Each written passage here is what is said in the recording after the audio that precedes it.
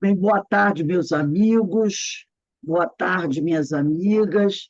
Nós estamos aqui na Sociedade de Estudos Espíritas Francisco de Assis, hoje, dia 6 de junho de 2024. Nesse horário, nós estudamos essa obra, Diversidade dos Carismas, Teoria e Prática da Mediunidade, de Hermínio de Miranda. Meu livro é um pouco diferente, porque ele é dividido em volume um e volume 2, né? Nós estamos estudando o capítulo 13, que trata sobre, deixa eu ver aqui, mediunidade. É o capítulo 13. E nós estamos no item 5, que vai falar do fenômeno, é uma pergunta, na realidade, o título, fenômeno mediúnico puro. Então, antes de iniciarmos o nosso estudo, vamos elevar o nosso pensamento ao alto, a Jesus, aos espíritos amigos, agradecendo todas as bênçãos que nós temos recebido, pedindo ao Senhor que nos abençoe, que nos fortaleça, que nos auxilie na nossa caminhada, para que a gente possa continuar trabalhando e crescendo cada vez mais. Antes de começar aqui o nosso estudo, eu vou falar uma coisa, pedir uma coisa a vocês, né? Porque vocês sabem que nós fazemos esse trabalho online. E nesse trabalho online, nós precisamos de aparelhagem, de computador, essas coisas. O nosso computador que a gente usa para fazer o trabalho lá na Casa Espírita, ele está um pouquinho deficitário, né? Porque eu tenho o meu particular. Então, toda vez que eu vou à Casa Espírita, eu levo ele, trago. E, como vocês sabem, eu estou com problema de coluna, e eu tenho um pequeno aqui, que é o que eu estou usando agora, estou até fazendo testes com ele. Então, se vocês conhecerem alguém que tem, às vezes, um computador em casa, que já não use mais, porque, por exemplo, às vezes a pessoa precisa de um computador para jogos, para fazer trabalhos mais elaborados. E o computador que a pessoa tem em casa não está bom para isso. Para a gente, na realidade, o computador ele só teria que ter o seguinte: uma boa imagem, né? Que a câmera dele fosse boa e tivesse um bom som. Como vocês estão vendo, o que eu estou usando hoje, a imagem é meio clara, né? Ele já é muito antigo. Esse computador que eu estou usando, ele já tem uns 10 anos. Então, já sabe que em matéria de tecnologia, computador que tem 10 anos já está rateando, mas graças a Deus ele está. Porque não está dando para eu levar o meu e trazer, levar o meu e trazer. Apesar que o meu também o meu era do meu cunhado, do marido da minha irmã, do Fábio, que desencarnou. O meu também já está bem velhinho. Então, o que a gente precisaria, se alguém conhecesse alguém que tivesse. Não precisa ter uma memória grande, não precisa ser um computador para fazer grandes coisas, não. É apenas um computador que a gente possa deixar na casa, que ele tenha uma boa imagem e um bom som. Basta, só isso. A gente não vai fazer pesquisa nele, a gente não vai, ninguém vai jogar, fazer nada assim de mais elaborado, né? Porque quando a pessoa tem um computador para trabalho, um computador para fazer certas coisas, só precisa de um computador muito bom. No nosso caso, não. É apenas um que possa, por exemplo, que a gente possa instalar o Zoom, ele aceite o Zoom, e que ele tenha uma boa câmera para que a imagem saia uma imagem limpa, né? Com a cor adequada e um bom som. Esse aqui que eu estou usando já não tem um som muito bom. Por isso que eu perguntei para você se vocês estavam me ouvindo bem. E a imagem dele está Você um está pouquinho falando clara. do. Você está Oi? falando notebook? Você está falando É notebook notebook ou. que eu falo, notebook, né? Notebook. Então, a gente vai usando assim. Porque aqueles computadores grandes, normalmente, quem tem não dá. Que as pessoas, né, aqueles computadores antigos de caixa, as pessoas podem colocar um monte de coisa dele, peças, e fazer. Normalmente aquilo é muito difícil. Parece que é uma coisa ultrapassada, mas não é não.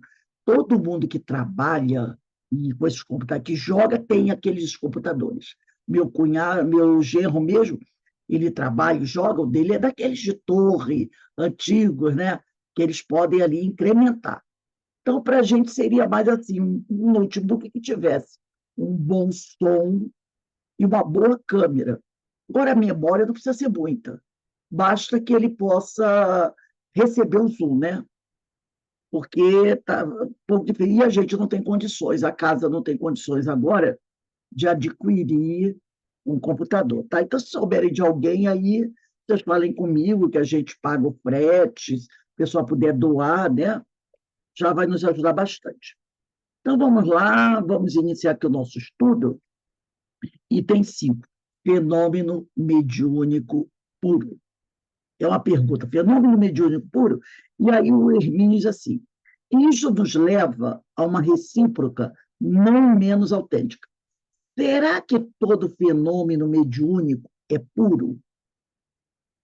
Ou, para usar o impacto preciso dos números, é 100% mediúnico, sem participação anímica? Estou consciente de que minha resposta poderá surpreender ou até mesmo desagradar muita gente, mas não vejo como deixar de dizer não, porque na aula passada nós vimos aqui, né, falamos sobre os fenômenos mistos, lembra? Os fenômenos mistos. Então, nós falamos sobre o fenômeno anímico, né? E vimos que, como ele diz aqui, né, o que pretendo deixar bem marcado foi na página, um parágrafo antes, quando ele diz assim, quem quiser puder voltar um parágrafo antes a esse, diz assim, ó, o que pretendo deixar bem marcado é que pode haver, e com frequência mesmo, um componente mediúnico em muitos fenômenos anímicos. Ele está mostrando aqui que também não existe esse fenômeno anímico puro, né? Então, que pode haver um componente mediúnico em muitos fenômenos anímicos. Aí ele diz, essa participação pode ser ostensiva ou facilmente identificável, quando o sensitivo vê, ouve e conversa mentalmente com os espíritos durante o desenrolar dos fenômenos anímicos, ou apenas percebe a presença deles intuitivamente, mas não os vê nem os ouve. Ou, afinal, não tem a menor ideia de que eles estejam por ali a participar ou até promover os fenômenos.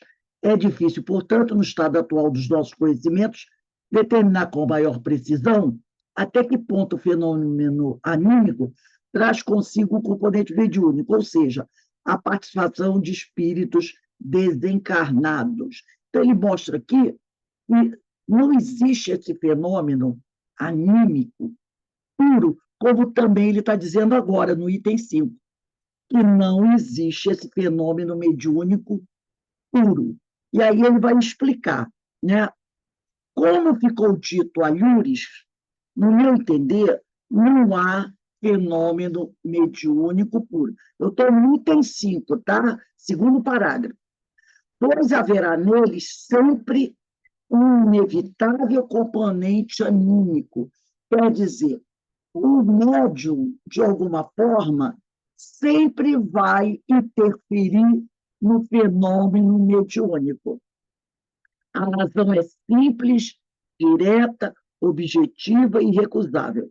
A comunicação mediúnica só se torna possível quando o espírito se utiliza de um companheiro encarnado, ou seja, de uma alma.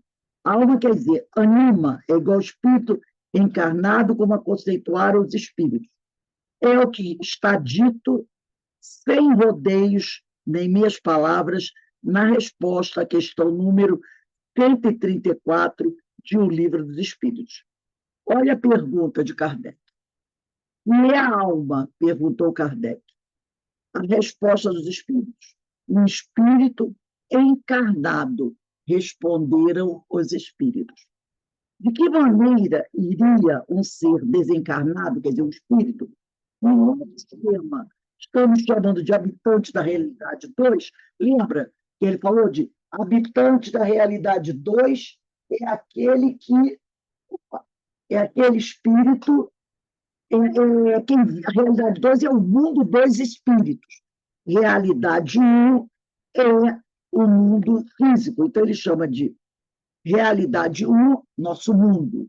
Realidade 2, o mundo dos espíritos, né? Então, de que maneira iriam ser desencarnado, espírito? No nosso esquema, estamos chamando de habitantes da realidade 2, quer dizer, habitantes do mundo espiritual, comunicar-se com seus companheiros encarnados, almas, sem utilizar-se das faculdades anímicas desses. Então, como é que o espírito pode se comunicar com o mundo espírito, o mundo físico, o nosso mundo, se ele não utilizar o nosso cérebro, né? E aqui eu vou fazer um parênteses, porque ele vem dizendo assim, mais em cima, a comunicação mediúnica só se torna possível quando o espírito se utiliza de um companheiro encarnado, ou seja, de uma alma, que a gente chama de ânima, que é igual ao espírito encarnado como conceituado dos espíritos. Eu quero fazer um parênteses aqui para a gente entender o seguinte. Eu já até tinha falado sobre isso com vocês. Allan Kardec, ele vai utilizar essa palavra alma de uma forma muito clara para todos nós. Quem tiver alguma dúvida, é só pegar o Livro dos Espíritos, na introdução número 2, para poder reler novamente como Kardec apresenta isso, tá? Então, eu vou falar aqui um pouquinho sobre essa ideia, tá? Sobre essa ideia do que seja, como Kardec vai utilizar essa palavra alma. A ideia, eles chamam de, deixa eu ver, a polissemia, né? Polissemia seria isso, vários sentidos de uma palavra. Tá? Eu vou até pegar aqui rapidinho, só para a gente entender um pouquinho sobre isso, sobre essa palavra, para a gente entender como é que o Kardec coloca as coisas aqui. Vamos ver aqui. Então, polissemia significa multiplicidade de sentidos de uma palavra, ou então de uma locução, tá? Então, polissemia é isso, é essa multiplicidade de sentidos, tá? De uma palavra. Então, quando você fala alma, a palavra alma pode ter vários sentidos, vai depender do contexto, de onde ela estiver inserida. Quando eu digo assim, a alma das coisas, já não é o mesmo sentido que a palavra alma no sentido humano, entendeu? Então, você pode usar a palavra alma de várias maneiras. Por exemplo, aqui, por exemplo, uma frase, só colocar aqui, por exemplo, a palavra vela, que todo mundo conhece, pode ser utilizada no seguinte contexto: acendi uma vela quando a luz acabou. Ou então, a fé, içamos a vela e o navio partiu. Entendeu? Então, você tem a palavra vela como algo que você usa em casa, quando falta luz, e você também tem a vela do barco. Por que o barco não tem outro nome para aquela parte? Normalmente é em tecido, né? Até porque o sentido da palavra vela, que ilumina, não tem nada a ver com a vela do barco. Não é? Ela serve para ajudar na Ainda navegação tem do vela barco. do verbo velar, né? Oi? Ainda tem verbo velar, né? Sim, ele vai. Ele Há uma mãe vela vela a pela criança, filha. a mãe vela o corpo do marido, que também não tem nada a ver com o barco, nem com a vela que ilumina. Mas as pessoas usam a mesma palavra para vários significados. Tá? Então, eu estou falando aqui, é até um livro do Demerval Pavel Paes, do livro Médio, quem é, não, quem não é. Ele diz assim, a polissemia, que é essa variação de sentidos para uma mesma palavra, é contemporâneo de Allan Kardec. anterior mesmo a ele, tá? Então, a palavra alma, mesmo antes de Kardec, já era usada com esses vários sentidos. Mas a de médium, e também tem uma polissemia, mas a de médium é posterior. O codificador adotou esse termo latino, médium é uma palavra latina. Ele adotou essa palavra latina para dizer que há pessoas dotadas da faculdade de poderem servir de intermediários entre os espíritos e os homens. Mas, olha só o detalhe, posteriormente, começou-se a fazer uso do mesmo vocábulo médium para se referir às pessoas dotadas de faculdades para produzir idênticos fenômenos, ainda que por si mesmo, sem assistência dos espíritos. Então, quando Kardec cria a palavra médium, ele cria para uma coisa só para quem é ostensivo. Mas, com o passar do tempo, as pessoas passaram a usar a palavra médium inclusive para as pessoas que usam, que produzem o fenômeno só com seu próprio sentido, entendeu? Então, ele fala aqui que esse fato está gerando confusão, tá? Porque quando Kardec escreve a palavra médium, ele está falando apenas daquelas pessoas que têm mediunidade ostensiva, tá? Só para isso. Hoje, mudou. É chamado de médium também aquele que age por si só. E essa confusão graça no meio espírita. Eu usei a palavra alma para a gente entender. Então, hoje, porque na palavra alma a gente sabe ter essa polissemia, como ela falou, velar de estar lá acompanhando o cadáver, né? Orando pela pessoa que morreu, tem a vela do barco, desculpa, tem a vela do barco, a vela que está velando a pessoa, tem a vela que acende, tem a alma também, a palavra alma que você pode colocar em vários sentidos, a palavra alma. Inclusive, tem gente que tem um de alma, né? Ainda tem gente que bota na pessoa. Eu tinha uma amiga que chamava alma. Alma. Então, tem vários sentidos. Mas eu chamei a atenção disso, aproveitei que ele falou ali da palavra alma, para mostrar que hoje, a palavra médium, tá? Ela é uma palavra polissêmica. E não foi isso que Kardec, quando ele utilizou-se desse termo, que é um termo latino, pretendia. Para Kardec, médium era apenas aquela pessoa que tinha mediunidade ostensiva. E hoje você encontra, ele diz aqui, há uma confusão que graça, inclusive, no meio espírita, tá?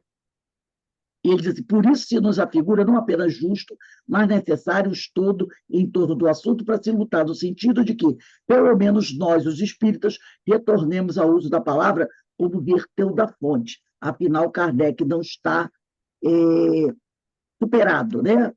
Então, ele vai mostrar aqui, ainda falando dessa questão do médio, né? Que o correto, o mais adequado, seria o seguinte: existe uma palavra chamada sensitivos. Sensitivos. Sensitivos são todos os médios ostensivos, os médios e, desculpe, existe a palavra sensitiva. Essa palavra sensitiva se divide em duas partes, tá? Ela se divide em duas partes, para indicar as pessoas dotadas de faculdades que as tornam capazes de poderem servir de intermediário entre os espíritos e os homens. Esse é ostensivo. é um sensitivo médium, tá? É um sensitivo médium. E nós temos também o sensitivo, a palavra sensitiva, para indicar as pessoas dotadas de faculdades que as tornam capazes de produzirem por si mesmas, sem interferência de espíritos, fenômenos semelhantes aos mediúnicos. São o que eles chamam de sensitivos não médios. Por isso que quando perguntaram para Divaldo se Uri Geller era o sensitivo, ele disse sim. Mas ele é o médium? Não. Então, nós temos o sensitivo médium, como Chico, Divaldo, Ivone do Amaral Pereira, e temos o sensitivo não médium, aquele que produz o fenômeno com as suas próprias energias, tá? Então, eu quis trazer isso só para a gente lembrar, porque ele aqui, ele vai falar da palavra alma, tá? Alma. Porque na questão 134 aqui, e é a alma? Perguntou Kardec. E Kardec usou um espírito encarnado. Tá? Então, Kardec procura usar a palavra alma nesse sentido, para evitar essa confusão que se estabeleceu, tá? Como a do médium. Porque fica complicado, às vezes, para a pessoa entender isso, né? Então, lembrando, todos nós somos sensitivos. Lembra quando Kardec, todos são médios? Ele quis dizer, todos nós somos sensitivos. Todos nós somos sensitivos. Mas existe o sensitivo médium, que é aquele que Kardec caracteriza com a mediunidade ostensiva. E o sensitivo não médium, aquele que produz o fenômeno usando a sua própria energia. Por isso que Divaldo falou que Uri Geller era um sensitivo, mas não era médium. Porque aquele negócio dele de entortar a colher, ele produzia com a energia dele. Tá? Então, ele vai dizer aqui, que é alma? Perguntou Kardec. Um espírito encarnado, responderam os espíritos. De que maneira iria um ser desencarnado? Aí o Hermínio bota aqui, espírito, com letra B, entre parênteses. No nosso esquema, estamos chamando de habitante da realidade 2, que é habitante do mundo espiritual. Realidade 2 é mundo espiritual, realidade 1 é o mundo da Terra. Então, como ele poderia se comunicar, esse desencarnado, conosco? Como é que o espírito poderia se comunicar com as almas? Percebeu como ele está colocando? Almas somos nós somos almas, pela classificação de Kardec. Sem utilizar-se das faculdades anímicas dessas almas. Se lhes fosse possível prescindir, quer dizer, abrir mão do componente anímico, eles não precisariam de médios. Entendeu? Se os espíritos, para se comunicarem conosco, né, pudessem abrir mão das nossas energias, eles não precisariam de médium. Eles não precisariam. Voltemos à nossa imagem colorida. Lembra que ele falou antes? Né? Que na aula passada ele falou do amarelo e do azul. Né? Ele colocou aqui que o amarelo seria a energia humana, se eu não me engano, e azul seria a energia do espírito. Acho que eu só estou confirmando aqui da cor para não haver confusão. Tá, mas vamos seguir, acho que é isso mesmo. Ele diz aqui, voltemos à nossa imagem colorida. Se o pensamento do espírito desencarnado, repara o que o Hermínio está dizendo aqui, ele não precisaria dizer. Espírito desencarnado. Não precisaria dizer. Se a gente utilizasse a classificação de Kardec. Espírito desencarnado. Mas ele, entendeu? Ele usa, porque ainda tem muita gente que tem confusão. Então, ele diz aqui, ó, Se o pensamento do espírito desencarnado, comunicando fosse azul, e o do médium, o encarnado, fosse amarelo, a mensagem não poderia fugir a uma tonalidade esverdeada.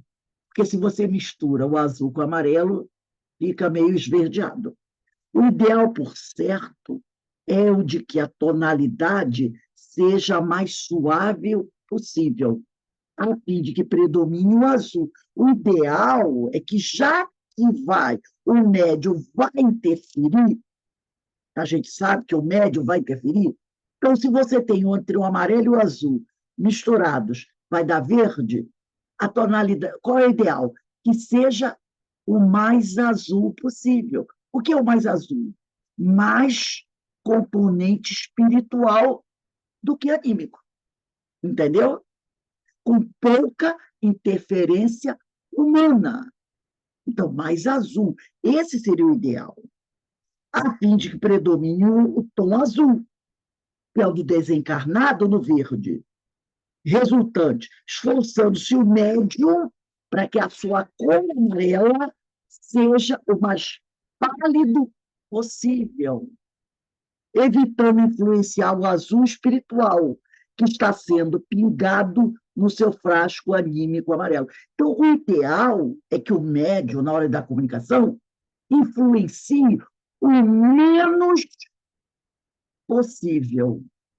E muitas vezes é o contrário que acontece. O médium influencia demais na comunicação, chegando a ponto até de adulterar, consciente ou inconscientemente, a comunicação. E se ele influencia demais, o tom amarelo vai pesar, entendeu? O tom amarelo vai pesar. Se ele é um médium como um Chico, um Divaldo, ou alguém muito bem preparado, o amarelo humano vai ficar clarinho e o azul vai ser o mais forte. É para isso que o médium tem que se preparar, para ele influenciar o mínimo possível da comunicação. Então, se a cor azul seria do espírito, que predominasse mais o azul e uma coisinha amarela bem levezinha. É isso que ele está querendo nos ensinar. Aí ele diz aqui, né? O bom médium é aquele que reduz, diminui ao mínimo possível a interferência da sua personalidade, das suas paixões e das suas imperfeições, para não, entre aspas, sujar, quer dizer, manchar demais de amarelo, entendeu? A mesclagem, a mistura das cores. Mas mesmo nas comunicações filtradas, através das mais límpidas mediunidades, vamos encontrar um levíssimo tom de verde no azul predominante. Então, esse amarelo vai, de certa maneira, se misturar com o azul, e mesmo no médium bem preparado, como o Chico, o Divaldo, você vai ver o tom esverdeado, porque o médium interferiu, mas que o verde não seja muito forte, né? Que seja, vamos dizer assim, um azul com leve tom esverdeado. Então, o que ele quer frisar é isso aqui. Ele usou essas cores para nos citar como exemplo. E o médium deve se preparar, deve estudar, para que ele não interfira tanto, não influencie tanto na comunicação. Aí ele vai dizer aqui, para nos certificarmos disto, basta comparar mensagens dos mesmos espíritos recebidos por médios diferentes. Ainda que interessados na forma e na maneira correta de expressar o pensamento, os espíritos desencarnados ficam mais atentos ao conteúdo da mensagem do que propriamente a sua expressão gramatical. Isso não quer dizer que não recomendem o estudo, o cultivo da mente do médium, pelo contrário, é o que pede consistência.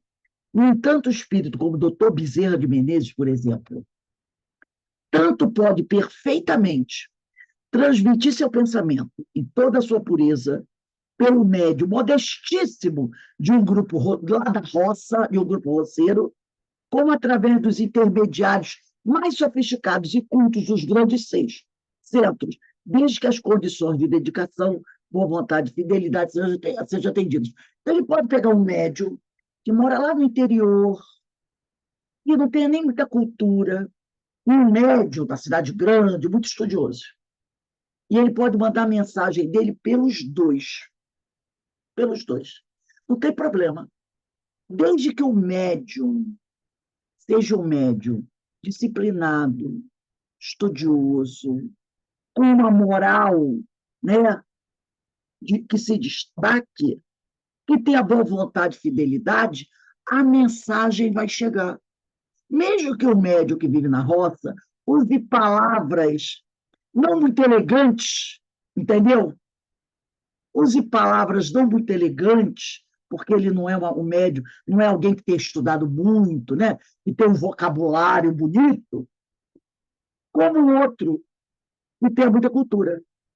Porque os dois, tanto da roça como da cultura, se eles são médiuns realmente educados, evangelizados, dedicados, eles não vão deturpar o pensamento do doutor Bezerra. Então, eles não estão muito preocupados com as palavras que você usa. Tá? Eles não se preocupam muito, né, com a palavra que você usa. Né? Eles ficam mais atentos ao conteúdo da mensagem. Porque você pode passar uma mensagem edificante usando palavras simples. Você quer ver um exemplo disso? Vamos dizer, eu me lembro, né? E a gente fazia palestras no Domingo de Luz. E, normalmente, o Domingo de Luz, ele, não sei hoje, mas na época, ele era muito frequentado por pessoas muito simples, né? Muito simples. Muitas delas semi-analfabetas, pessoas que não tinham diplomas na parede, não eram doutores, professores, né? Pessoas muito simples, pessoas de pouco estudo. Então, às vezes, você ia fazer uma palestra na terça-feira, onde a maioria do pessoal que frequentava são pessoas que têm um nível cultural mais elevado. E também ia fazer no domingo. Às vezes, calhava de ter um tema muito parecido. Mas quando a gente ia passar esse conteúdo no domingo, a gente procurava usar o quê? Um vocabulário mais simples, né? Que facilitasse o entendimento das pessoas. Na terça-feira, você podia usar adjetivos mais sofisticados, né? Você podia usar verbos mais, né, empoderados, por dizer assim. E você poderia passar o conteúdo da mesma forma, no domingo como na terça, usando uma linguagem mais. Entendeu? É isso que ele está dizendo. Você pode tranquilamente passar o conteúdo que o espírito do doutor Bezerra Menezes está enviando, para qualquer lugar, para um bom, desde que você tenha o quê? Um bom médium. E um bom médium não é aquele que tem técnicas. Esse seria o médium bom, tá? O bom médium é aquele que é evangelizado, aquele que é fiel, que é dedicado, que tem boa vontade, está se esforçando por se melhorar. Esse não vai deturpar a mensagem. Ele vai receber a mensagem e vai saber transmitir. Não importa com que palavras ele vai saber transmitir. Mas ele chama atenção aqui. Isso não quer dizer que os espíritos não recomendem que os médios estudem e o cultivem. Muito pelo contrário, ele insiste nisso, porque até para você saber fazer essa dinâmica, você tem que ter um certo conhecimento. Porque às vezes você é convidado a dar uma palestra num lugar onde a comunidade é muito simples, e se você não tiver esse estudo, esse conhecimento, né, você vai ter dificuldade de fazer esse tipo de coisa. Agora, preste atenção, tá? Isso não significa que você vai fazer uma palestra para uma comunidade muito simples, que você não tenha que usar a gramática e a gramática correta, tá? Não significa isso. Você deve sempre procurar usar a língua portuguesa de maneira correta, tá? Isso é importante, é o que ele chama a atenção. Mas você tem que saber como aplicar o conteúdo para aquele grupo. Da mesma maneira, uma pessoa que vai falar. De repente, você tem um tema falado. Por exemplo, tem casas espíritas que fazem assim, fazem um link assim. A palestra da noite vai falar sobre amor aos inimigos. E lá na outra salinha do lado, tem a turminha da evangelização, que vai falar sobre a mesma coisa, amor aos inimigos. Entendeu? Então, às vezes, o tema da noite da palestra é o mesmo tema da evangelização. Então, o evangelizador, ele vai ter que saber como adaptar esse tema para as crianças. Porque não se pode falar de amor aos inimigos para as crianças? É claro que se deve falar. Quanto mais cedo, melhor, não é? Mas você tem que saber como você vai transmitir isso para as crianças e para os adultos. Então, o médium ele tem que saber fazer isso. Tá? É isso que ele está chamando a atenção aqui, para esse tipo de coisa. Porque assim, às vezes a pessoa diz, aquele médium não tem cultura, já vi que a mensagem dele veio com problema. Não. Se é um médium bem preparado, evangelizado, de moral, ele vai saber transmitir a mensagem do espírito sem adulterá-la. Que é isso que é importante. Então, vamos agora. Ficou alguma dúvida em relação a isso?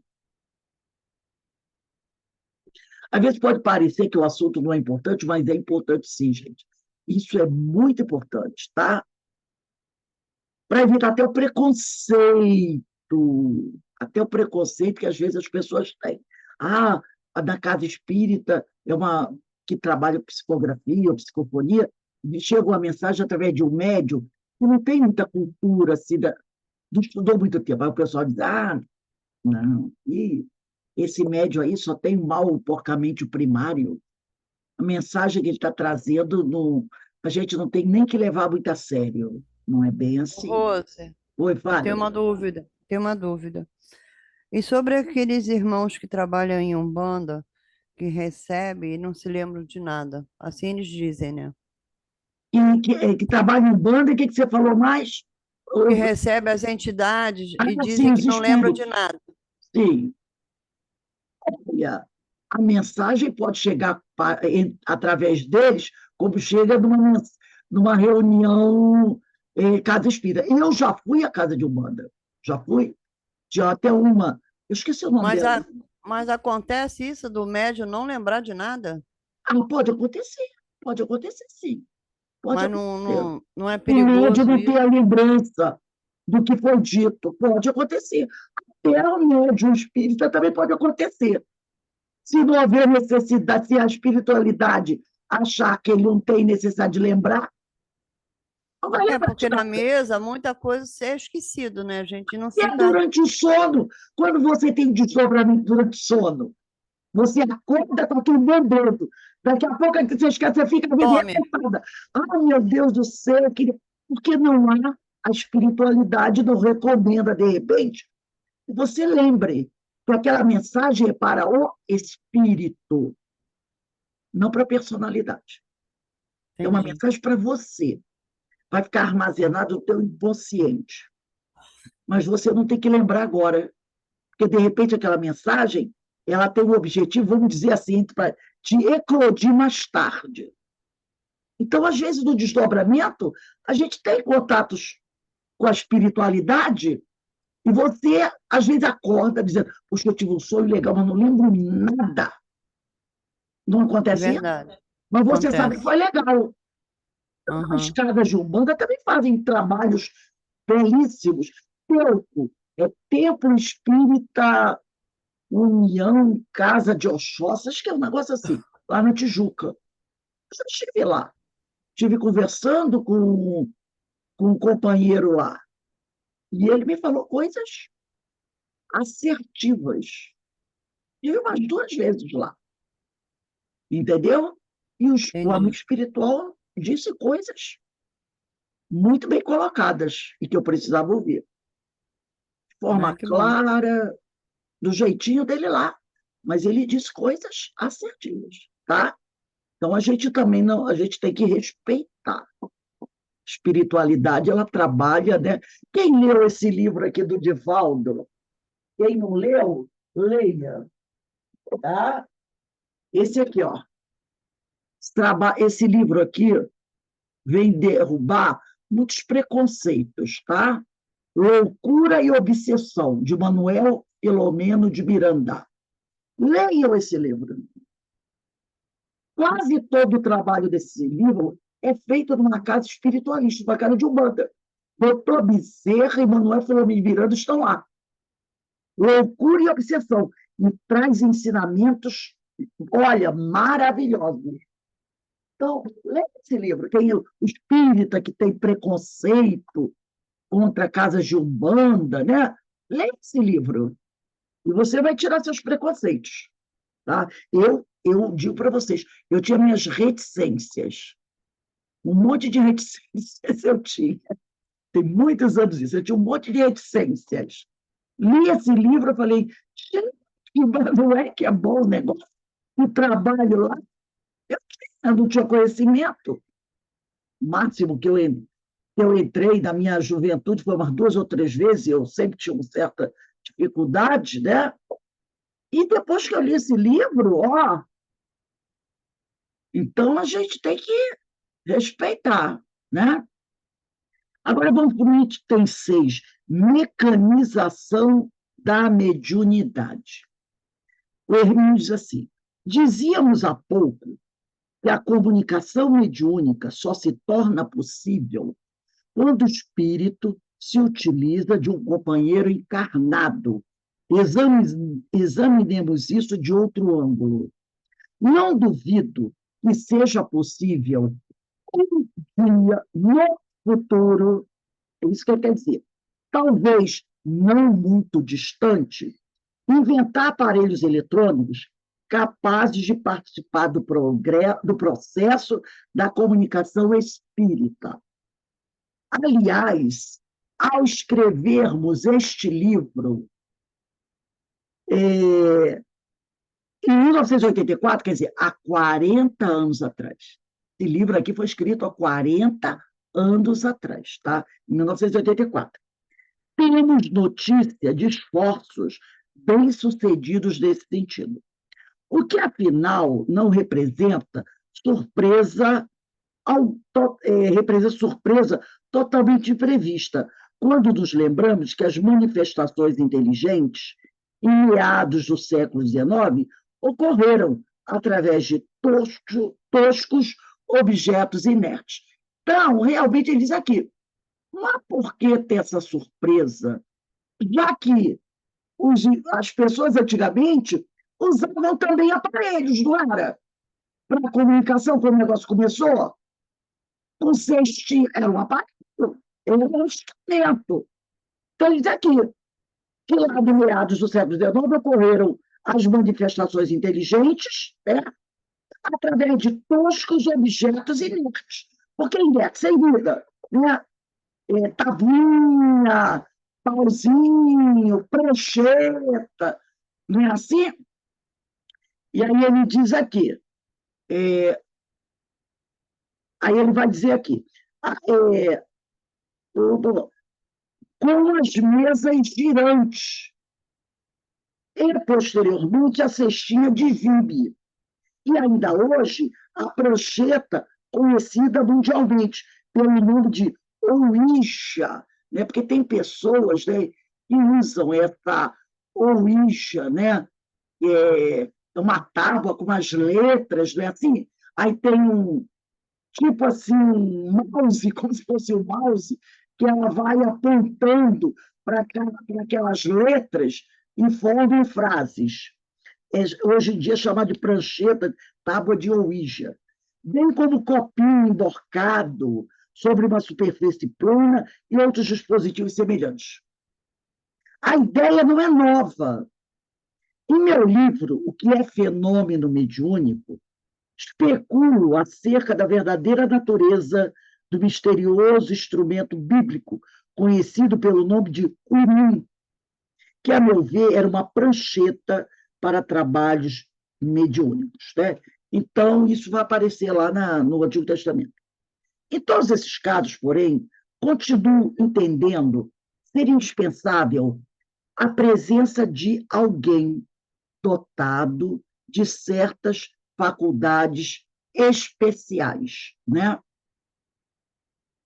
Que supra os recursos magnéticos de que necessita o espírito manifestante para movimentar a mesa, a prancheta, a cestinha de vinho ou o copinho. Quer dizer, quem é ele diz aqui, para ser produzido o fenômeno mediúnico, é preciso que exista a presença de alguém. De quem? Do médium. Do médium. É isso que ele insiste. Tá?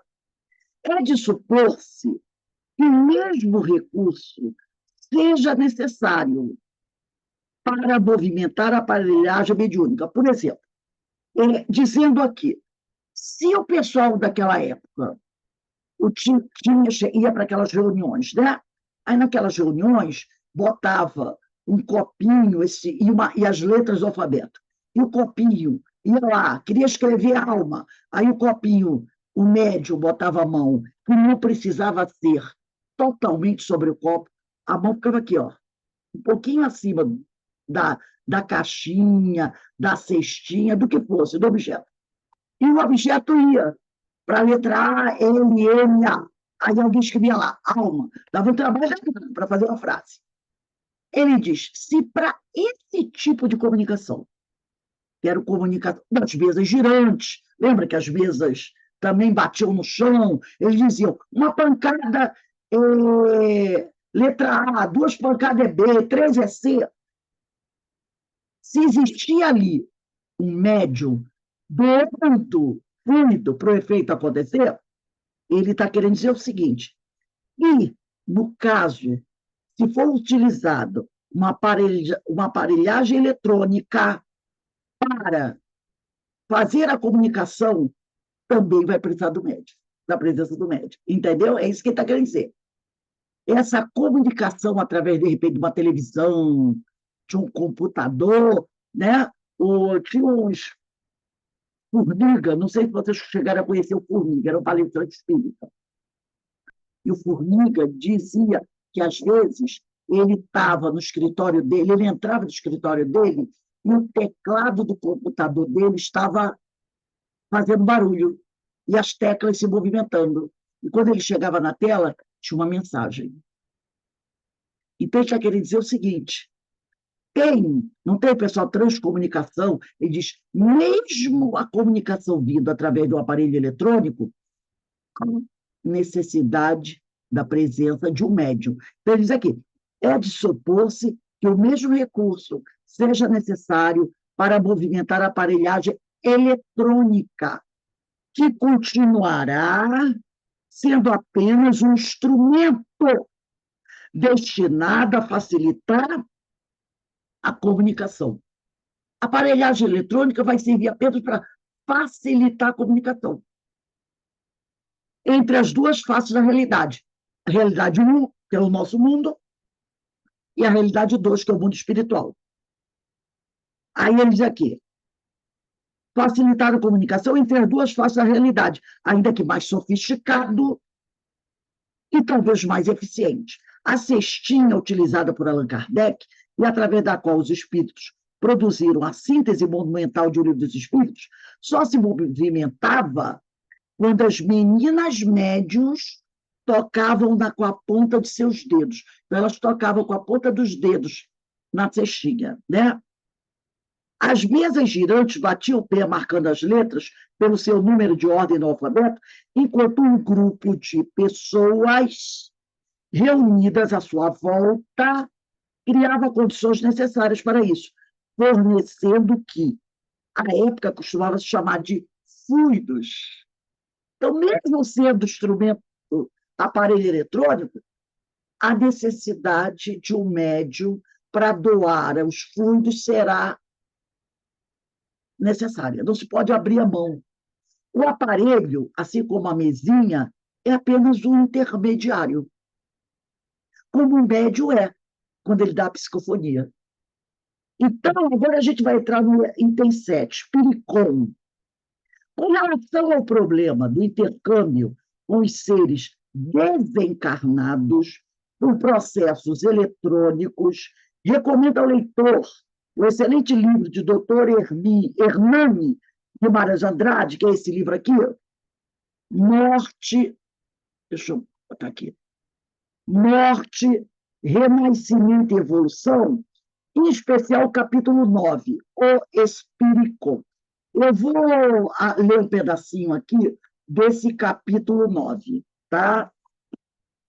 Só para a gente entender o que é esse espírito. Diz assim o doutor Hernani Guimarães Andrade, que já desencarnou também. Os primeiros passos, capítulo 9, os primeiros passos. A palavra espírito é a combinação contraída de dois vocábulos ingleses, spirit e communication. Este termo foi assim cunhado, quer dizer, foi assim criado para designar um aparelho destinado a possibilitar o diálogo com os desencarnados, desenvolvido esse aparelho pelo engenheiro americano George W. Mack, presidente e diretor de pesquisa da Fundação de Metaciência, sediada em Franklin, nos Estados Unidos. Aí depois ele vai dizer assim, tá? Mais à frente, ainda no capítulo 9, problemas concernentes à comunicação via Espiricon. Ele diz assim, como vimos anteriormente, a manutenção das comunicações, tá? Está na dependência da vontade ou possibilidade dos espíritos comunicadores. Então, você só vai ter essa comunicação e a manutenção dessa comunicação se os espíritos desejarem. Não é a gente chegar lá, liga o aparelho, fulano de tal, fala aí. Não. Ele está dizendo aí, vai estar na dependência da vontade ou possibilidade do espírito comunicador. Kardec também fala isso, não é? E depende dos espíritos desejarem se comunicar conosco. Além disso, há uma grande diferença entre a comunicação por intermédio do espiricom, do aparelho, e as obtidas através dos aparelhos eletrônicos correntes, como televisão, computador, rádio, celular. Enquanto estas implicam apenas, aparentemente, a utilização de outro tipo de força, além da eletricidade, porque você tem um computador, você tem o telefone, precisa carregar a bateria, né? Precisa da eletricidade, né? O funcionamento do espiricom envolve, indubitavelmente, a utilização de outras categorias de energia, ainda totalmente ignoradas pela ciência, tá? Se a comunicação através de um computador precisa da eletricidade, porque o computador tem que estar com a bateria carregada, e também de outras energias, que deveriam ser energias, né, espirituais. O espiricom, indubitavelmente, ele precisa, tá, dessas energias que hoje a ciência ignora. E ele diz assim, não sabemos como produzi-las à vontade, e muito menos como controlá-las. Essas energias, né, que a ciência ignora, e que são energias vindas do plano espiritual, ele diz, nós não sabemos, né, como produzir essa energia, nem como controlá-las. Na comunicação por meio do Espiricom, estrita, olha o que ele diz, a estrita necessidade do agente humano capaz de doar uma parte das referidas energias a fim de propiciar a desejada interação entre o espírito e a matéria que ele deve acionar. Neste caso, produzir ondas sonoras semelhantes à sua voz, lançando mão dos audiotons. Uma coisa aqui que eu não sei bem o que é. Mas ele está dizendo o seguinte, no caso do uso do Espiricom, a necessidade da presença de um médium para doar as suas energias, para proporcionar essa interação entre o espírito e a matéria que ele deve acionar. Está lá no livro dos médios, se eu não me engano, é o Laboratório do Mundo Invisível, quando ele diz, o espírito utiliza do fluido universal, da energia que ele retira do médium, não é? Para poder fazer, de repente, um objeto se mover. Então, ele está falando aqui a mesma coisa. Vai se utilizar essa energia do plano espiritual, mas precisa da energia do médium para que o aparelho possa funcionar. E ele diz aqui, não é sempre e pode obter-se a coincidência dos fatores necessários. A existência de energia mediúnica e a presença de um espírito disposto e capaz de utilizar-se dos meios ao seu alcance para acionar o Espiricom. Então, não é sempre que eles vão conseguir encontrar um médium, tá, com a energia mediúnica, tá, necessária para produzir o fenômeno, e de um espírito disposto e capaz de utilizar-se desses meios para acionar o Espiricom. Então, ele está dizendo aqui, não, querendo mostrar para a gente, ele fala, esse livro é muito bom, gente, é muito bom. Mostra para a gente como está avançado essas pesquisas. Muita gente considera isso uma besteira, mas Dr. Hernani Guimarães Andrade foi um grande pesquisador da ciência espírita, um grande pesquisador, tá? Tem até um outro livro dele também, Espírito, Perispírito e Alma, que é um livro, deixa eu pegar até aqui para mostrar para vocês. Eu digo, é um livro bastante complexo, tá? Deixa eu ver se eu acho aqui, Hernani Guimarães Andrade. Esse aqui, ó. Ele tem vários livros, doutor Hernani. Peguei só 2 aqui. Caiu a minha almofadinha. 2 livros dele aqui, ó.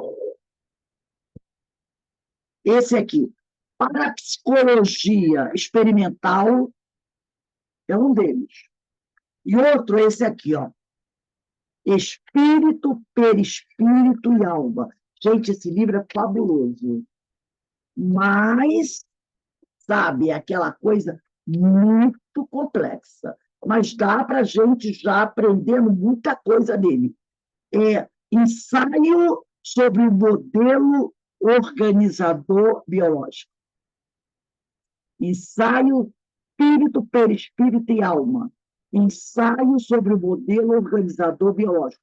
Inclusive, ele tem uma letra muito interessante. Parece até assim, não sei se está para vocês perceberem, parece assim, ó, datilografia, sabe?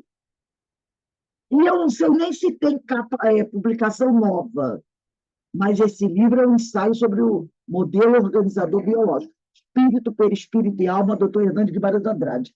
Era um grande estudioso da doutrina, sabe? E tem várias outras obras dele temos que respeitar, respeitar. E esse, né? E esse aqui, morte, renascimento, evolução, também dele, né? E esse tem edição nova. Então, voltando aqui ao Hermínio de Miranda, para a gente terminar esse pedaço, ele diz assim, não, isso quer dizer, tem um trechinho de letra miúda, mas eu li, é o que estava aqui no livro do Hermínio, do Hernani Guimarães Andrade. Isso quer dizer que a sofisticada parafernália eletrônica não conseguiu eliminar a participação do médium. Né? Mesmo no rádio, no celular, no computador, no espiritual, você precisa da participação do médium. Aqui caracterizado como agente humano, capaz de doar parte das suas energias, necessárias à produção do fenômeno, tal como nos assegura a codificação, e segundo observamos na prática.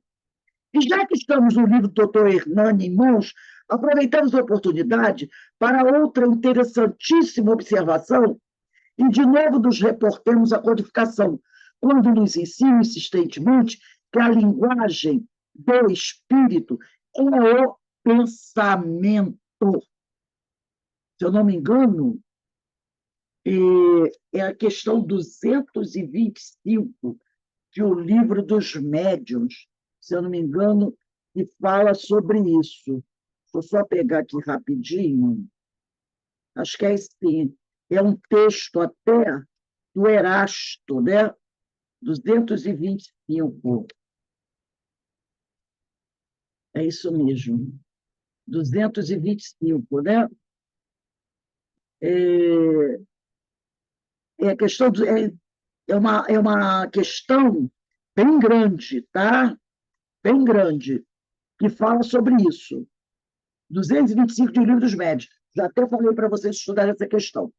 Aí ele diz aqui, não deixamos para trás, diríamos, em níveis mais baixos, atenção para o que o Dr. Suan, sábio desencarnado, um sábio desencarnado, que dirige uma equipe de técnicos espalhados, empenhados no projeto Espiricom.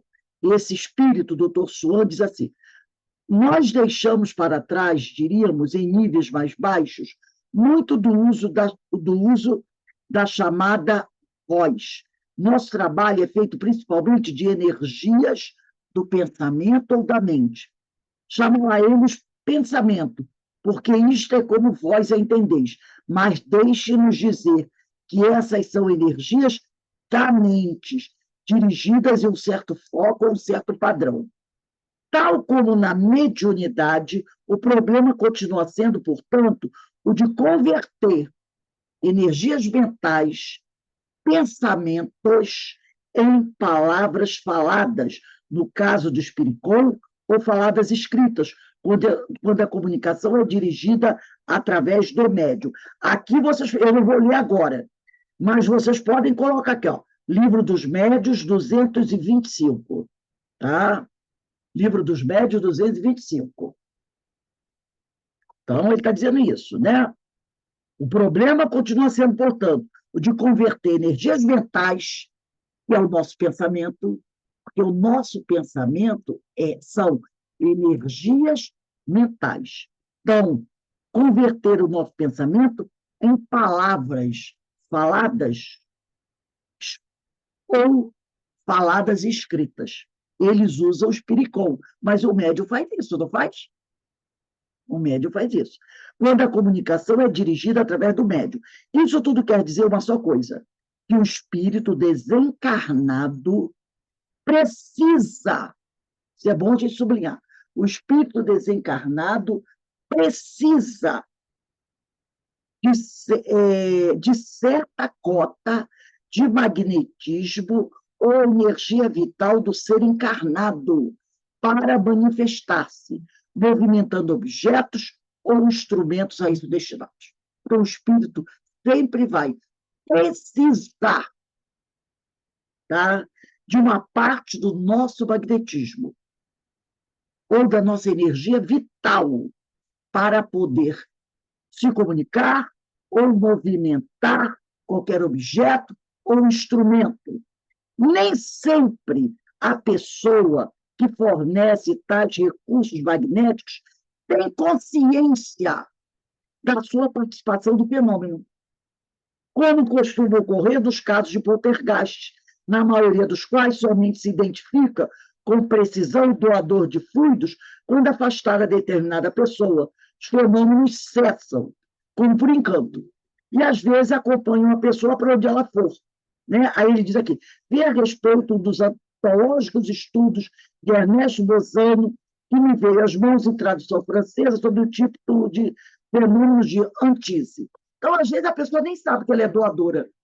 Aí, quando ela vai embora, naquela casa, os fenômenos param de acontecer. Aí ela chega em outro lugar, começa a acontecer lá onde ela chegou. E ela nem sabe que é doadora desse fluido. Nas experiências ditas de voz direta, muitos estudadas e praticadas na Inglaterra, até hoje, a voz somente é direta no sentido de que o espírito manifestante não se utiliza do aparelho fonador do médium. Ele não utiliza do aparelho fonador do médium, indo direto à trombeta, que é um aparelho que lhe serve de amplificador. André Luiz tem um dos livros dele que fala sobre isso. Primeiro, serve de amplificador, mas é igualmente certo que, não estando presente a pessoa dotada das faculdades adequadas, o fenômeno não ocorre. Então, numa obra de André Luiz, fala sobre esse instrumento que amplifica a voz. Mas tem que ter um médium perto. Se ele não tiver, não vai ocorrer. Situação semelhante verificou-se com as inúmeras experiências de escrita direta do barão Gutenberg, narradas em seu notável livro A Realidade dos Espíritos. Nós vamos deixar o item 8 para a próxima reunião, que vai ser dia 13. Dia 13, mas eu vou pedir para vocês escreverem um negócio aí. Dia 13/6, item 8. Escrevam aí embaixo que eu queria que vocês pesquisassem. Bota assim, ó, no Antigo Testamento. Antigo Testamento. Bota assim, Daniel, que é o profeta Daniel, capítulo 5, versículo de 1 a 30, no item 8. Profeta Daniel, capítulo 5, versículo de 1 a 30. E na próxima aula eu vou ler. Mas se vocês quiserem dar uma lidinha em casa, leiam. É no Antigo Testamento, tá? Profeta Daniel, capítulo 5, versículos de 1 até 30. Vai contar toda a história do festim de Baltazar. E ele vai falar sobre isso aqui, tá vendo?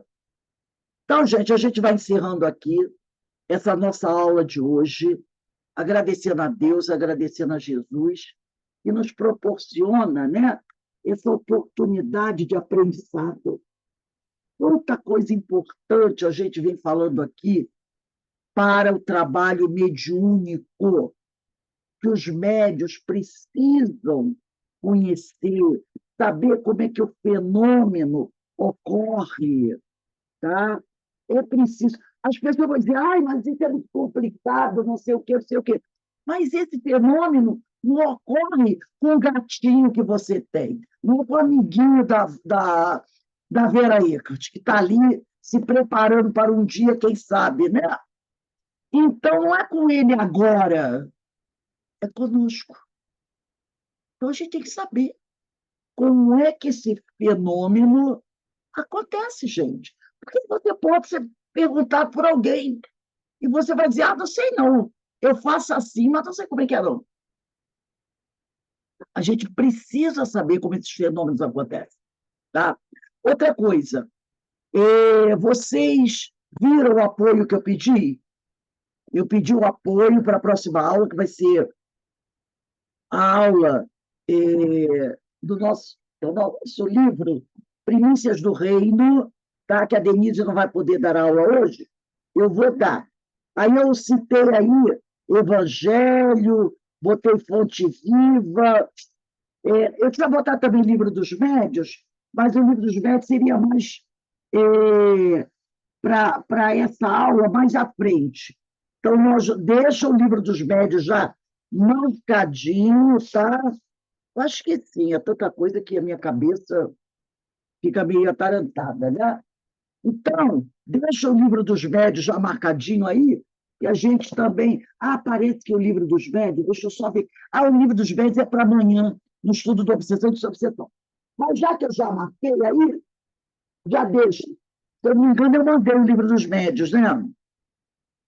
Eu acho que eu mandei sim, o livro dos médios aqui.